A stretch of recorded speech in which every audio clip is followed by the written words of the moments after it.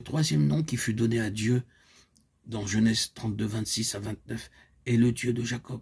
Le Dieu de Jacob devint le Dieu d'Israël. Israël veut dire prince.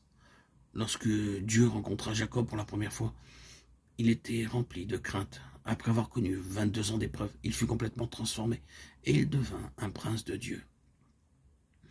Bien que nous ayons parlé à plusieurs reprises à propos de notre vocation céleste dans le Seigneur Jésus-Christ, à savoir être des rois pour l'éternité, cependant très peu entrent dans cette expérience.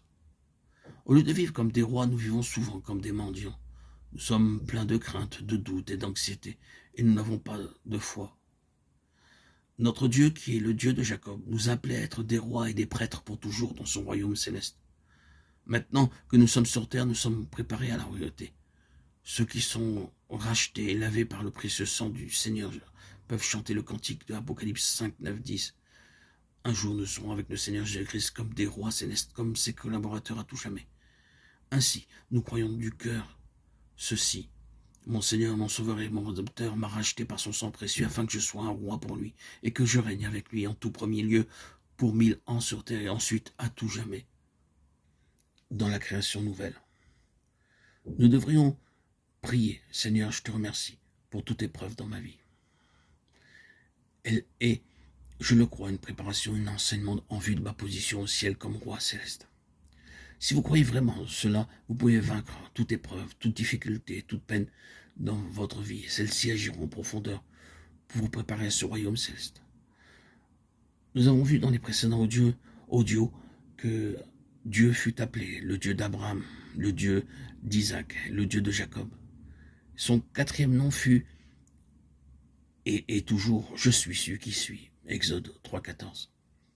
Cela veut dire que le Seigneur ne changera jamais. Il accomplira ce qu'il a dit et ce qu'il a l'intention de faire, il le réalisera. Dieu n'est point un homme pour mentir, ni fils d'un homme pour se repentir. Ce qu'il a dit, ne le fera-t-il pas? Ce qu'il a déclaré, ne l'exécutera-t-il pas? Livre des Nombres 23, 19.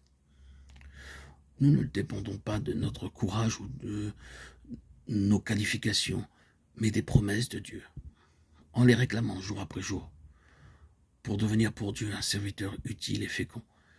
Il vous faut connaître Dieu comme le Dieu d'Abraham et être son ami, le connaître aussi comme le Dieu d'Isaac et apprendre à réclamer la puissance de sa résurrection pour tout besoin, le connaître encore comme le Dieu de Jacob, étant préparé à traverser des épreuves terrestres en vue de la haute position d'un roi céleste.